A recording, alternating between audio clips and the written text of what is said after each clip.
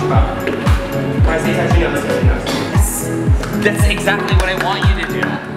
It's so much freedom right now, you know what I mean? So everything you did was beautiful. No, nothing here. Arm, I see that.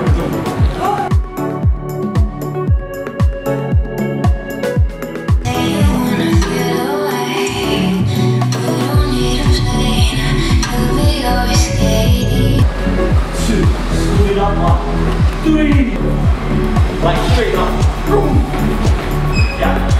Yeah. Don't pull it right away. Pull it up, and then over. Yeah. So feel that. And the rest of your body is there. Yeah. Or feel like there's a string right here at the back of your head. It's being pulled down.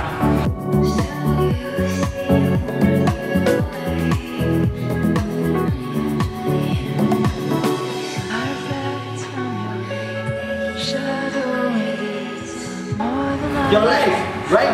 Level change always comes on the leg. That means the first step gotta be low. Pull yourself up. Yeah. 7, 8. From here, I'm gonna plie on my right when I scuff this one. Keep this arm away from my shoulder as well. So that's what makes it look like it's bigger, just because it's not from the smallest one. Yeah.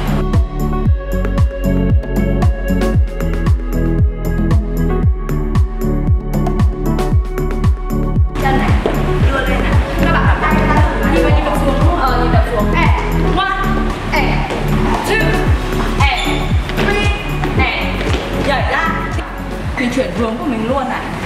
3, 4. Cái này nhìn này, phải đẩy mạnh hẳn ra chứ. Thì không ai nhìn thấy gì cả nhá. Để cho tay không này.